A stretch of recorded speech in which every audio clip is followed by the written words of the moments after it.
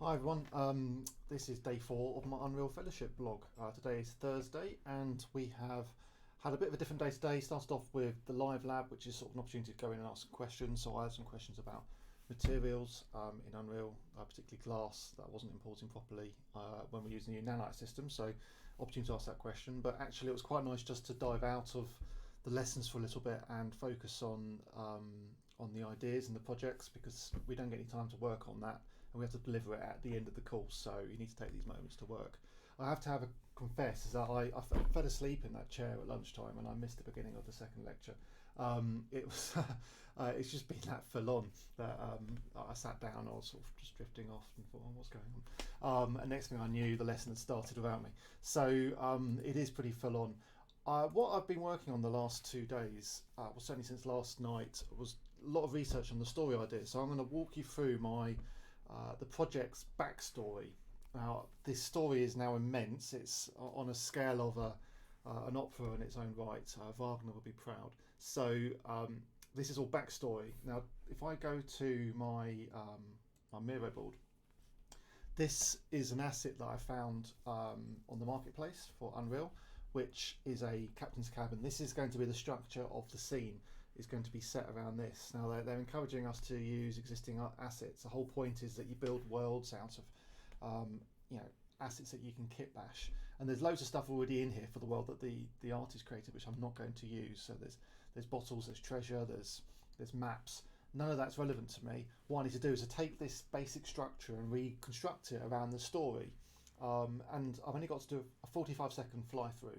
So in 45 seconds, enough information needs to be revealed in the world to reveal the story that I'm about to tell you. Jumping into Evernote quickly, this is kind of the research I was doing as background. So I've been researching the Flying Dutchman, who they were, who it is. Actually, I spelt Van der Decken wrong. It's actually Van der, spelt, I'll correct it here, Van der Decken. Dutch captain. There's quite a few different names for who the captain of the Flying Dutchman could be, but this is the one that Wagner picked. I'm very interested in gods and mythology. I've sort of mixed loads of stuff together here, because things that I found quite interesting was the fact that he prayed to the devil, or he swore to the gods rather, that he would sail forever and not reach land if he was saved from the storm. So that's become quite a key theme, and I'm very interested in the sort of the background of the mythology around the gods and how sailors believed in them. So I've been doing a lot of work in looking at Jupiter and Titan, and I'm going to explain all this when I go into the story. But just so you can see some of the research I'm getting on all the different gods, there's some really interesting parallels that I've drawn between the story of the Flying Dutchman and the lost ships, and the timings of things that happened around that period of history. So quite a lot of research. This image I'm going to come back to in a bit. It's very, very interesting, and I want to connect it. So the most significant part is that he threw the Bible overboard when he threw his first mate overboard, and he emptied his pistol in the clouds in torment when he couldn't get out of the storm. It's a 7-year cycle. He can only go back to land once every 7 years when he can be with a woman, which I haven't fitted into the story yet, but I think that's the basis of Wagner's story, is that he falls in love. There was a comet that they saw. I need to get that in somehow. It's interesting that there was over 5,000 lambs, I've read the word lamb. 5,000 ships were lost on the Cape, all hands lost, sort of in that sort of 200-300 year period. And really bad storms. The storms were created because the weather fronts from the east and the west meet around the Cape of Good Hope, which is the southern bit of Africa. So let's jump into my Miro board and I'll take you through my story. So these are the artworks that Midjourney created, which I talked about before. I created these off of the brief that was given to me by Epic Games, which is a complicated set of sort of styles and genres that I need to sort of merge together. The ship was not part of the story. It was all about the world that they dictated. So there's something that I need to merge together. This sort of science fiction, spacey fantasy with organic plant material. and there's an astronomical theme. So let me take you way back, this very complicated journey. So first of all, there was a big battle. So a lot of this is mythology, a lot of this is real history, and some of this is completely me making up a story. This bit's mythology. There is the Greek family tree and there's the Roman family tree. It's complicated because Titan, which is the name of the moon of Jupiter, is part of the Greek mythology, and Jupiter is part of Roman mythology. So the two gods' family trees have been merged together here. I'm just sort of ignoring that. So Titan is the name of the Titans. These are the fathers and mothers of the Greek gods, and they were defeated by the Olympians. So Kronos, being one of the Titans, was defeated by the Olympians. I've sort of merged that a little bit here with the Roman story, because a lot of these gods are paralleled. So Hades is Pluto, regards the underworld. Poseidon is Neptune, of the sea. So we've got these three main characters: Jupiter, Neptune, god of the sea, and Pluto. And we create another character, Titan. Titan being representative of the gods that were displaced by the children, who would be these three. Okay. So what happens? Neptune has been positioned over the Cape of Good Hope as his home, his throne, because that's directly above the portal to where Pluto has been banished to, as part of the backstory of the Roman children. Pluto has been given the power to start Judgment Day when humankind finally rejects all gods, which would be today, right? Or some point very, very soon, because it's getting that way. Titan created the Doomsday Book. So back when the battle was raging, the Olympians were fighting the Titans.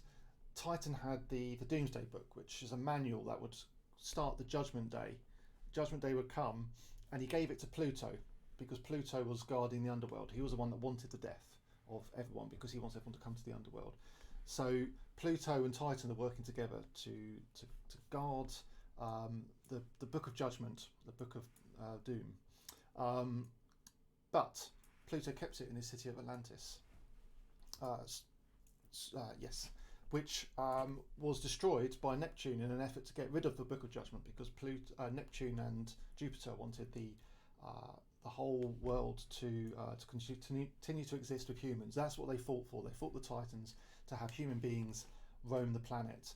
So it was lost in the city of Atlantis when it sunk, and there's some nice images there of the city of Atlantis and the Book of Judgment. The book, however, was, although Pluto thought it was lost forever, a Spanish sailor found it, because Atlantis was in the Mediterranean next to Spain and it washed up. So he gave it to the future king of Spain, who kept it for generations, unaware of its significance. At the start of the 17th century, human beings were no longer just walking on land. What the Titans were defeated for was to allow humans to walk on Earth, and now we're sailing into the realms of Neptune and beyond his reach. So Pluto now could extend his reach. And during this period of the 17th century, around 1650 to 1660, lots of things were happening in the world and across the solar system, and this is all fact. We have things like the Black Plague, we have the Great Fire of London, we have wars across Europe, particularly Spain, England and the Dutch. The Dutch were fighting for their independence from Spain in the 80 Years' War.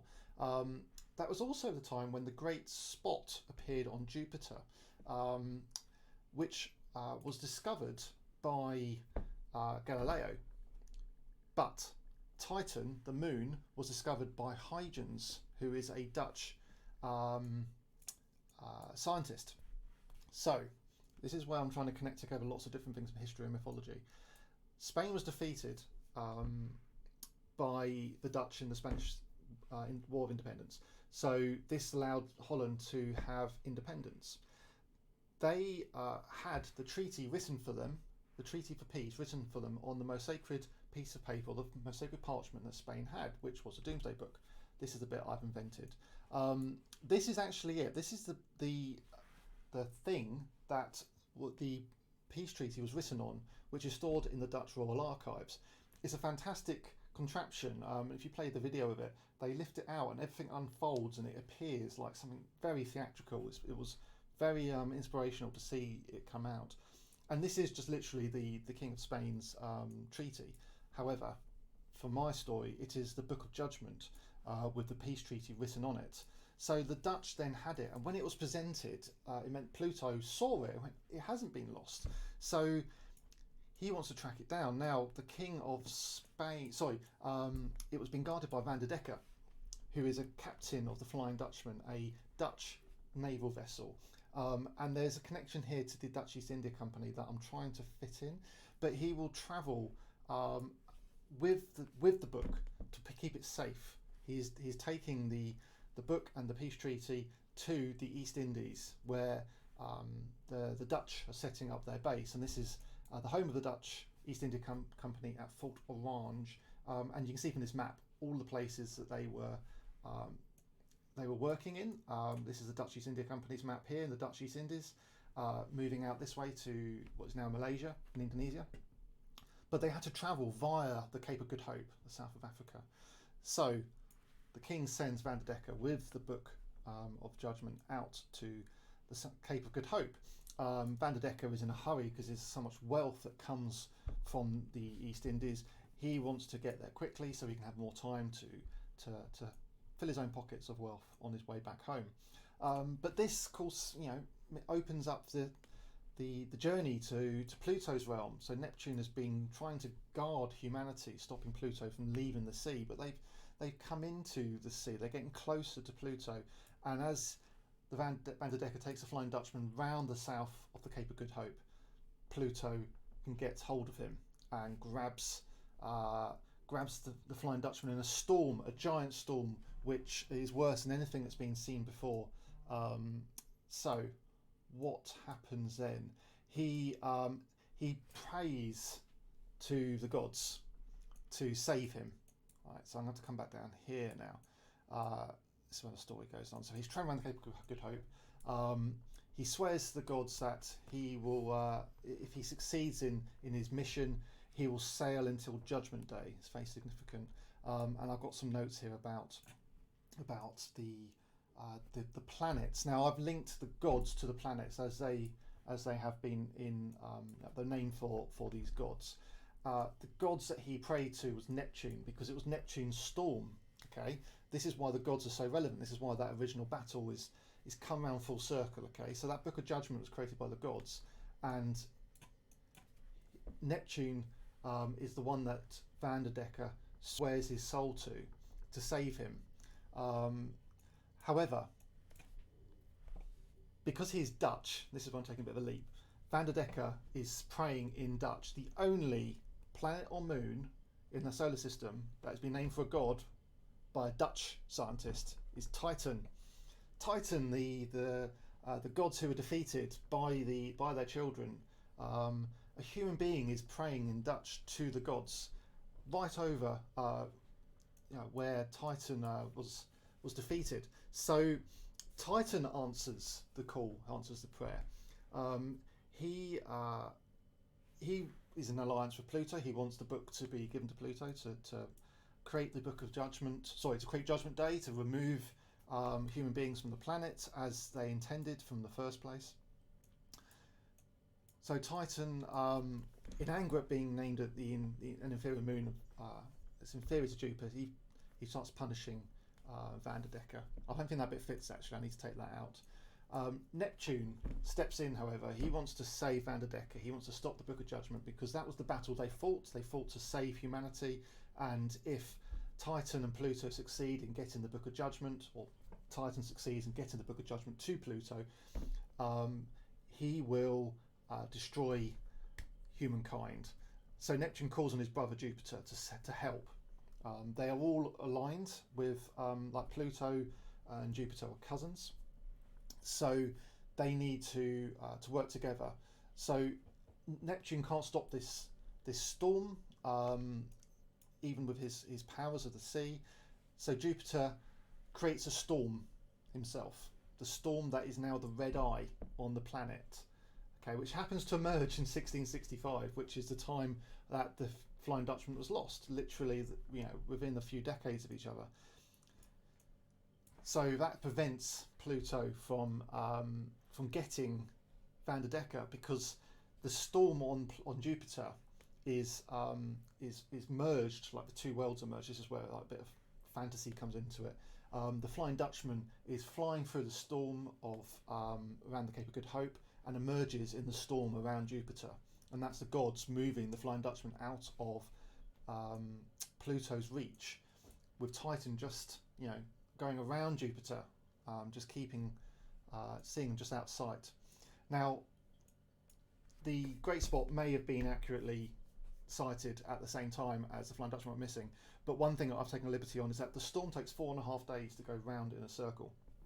I'm pretending that it takes 7 years, because that's the story of the Flying Dutchman. Van der Decker is allowed to leave the storm every 7 years because it goes in a loop. He's stuck in this torrent for 7 years, and when he comes out of it, he's allowed to try and return home. However, you can't go from Jupiter to Earth without passing Titan. Now, part of the story of the Flying Dutchman is that Van der Decker has to roll dice. He has to play a dice game to be allowed to be freed from his torment. Every time he tries to return to Earth, Titan is waiting for him as a moon, physically there blocking him. He has to play dice, and if he wins, he gets to return to Earth. However, he is not allowed to stay on Earth for longer than a day. This is again part of the Flying Dutchman story. Why not? Now, the thing I've come up with is that when he is there, if he is there for more than a day, the planet will spin around and reveal the Book of Judgment to Pluto, who would be able to cause a storm to bring him back. So before he gets back round to the point where Pluto can grab him back, Jupiter has to move him back to the storm. So he's out caught in this endless cycle for forever and ever of going between the storm in Jupiter and the planet Earth for just one day. Now, part of the story that I haven't fitted into this yet is the fact that he has a long lost love who he returns to every 7 years, but I don't think we need it. There's enough here. So that explains the 7-year cycle that he's stuck in. Now, the other thing that's quite interesting about this is that each time he returns, he collects something from Earth on the day that he is there. He's allowed to make landfall in that one day, and he uses it to augment the ship so that it's more capable of sailing around space in Jupiter. So the Flying Dutchman starts to become modified, and I think every 7 years for 500 years or 380 years since it went missing, it has had something added to it, and now it's this hybrid of today's technology and the past. And of course, we can take that a bit further and say, well, what would it be like in 200 or 300 years time? It would have elements of science fiction and space on it as well. So that explains why the Flying Dutchman has been augmented in such a strange way, and includes all of these very odd integrations of technology, such as this picture shows, sort of lots of bits of metal and maybe slightly steampunk, although steampunk isn't my theme, and the trees, because they're growing trees. And I want to use the apple. The apple is really significant in lots of ways, because it was the temptation of Eve, of course, but it's a fantastic metaphor for sin and for temptation, which we can build into the symbolism of peace. So this cabin has to try to incorporate all of this storytelling. So if this was going to be a 5-hour opera and this is just the first 45 seconds of the overture, how does this world prepare us for that 5-hour story? And all that symbolism in a very theatrical way is going to be embedded into this. So that's what I'm up to with my story. What I need to do now is to build it.